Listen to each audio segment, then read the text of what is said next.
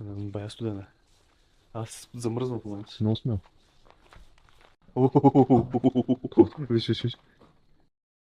Обаче това с кирпич, с какво са го правили, виж, всичко изпава. Всичко е отцветено, направено. Това е било детска градина, училище. Че гледай, вижте. Има рисунки на деца, цветя. Хайде да ходим надолу. Мале, това видя ли го, човек? Виж това.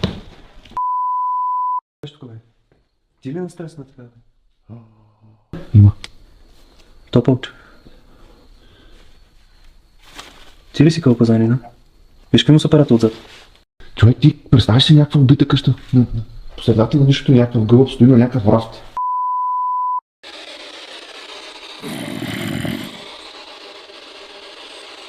Какво каза? Не го разлъчва. Нали го взехме с филтри, защо така шуми? Оп, е това. Много надразни как шуми това.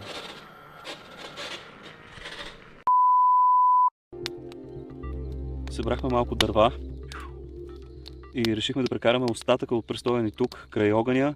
Слава Богу, точно след последните събития взе да се съмва и това ни вдъхна кураж, защото утрото е ново начало. Колко е хубаво да посрещнеш изгрева високо в планината. Просто такава свежест, такъв чист въздух. Бях забрал това. А за сега, чао от мен и до нови срещи!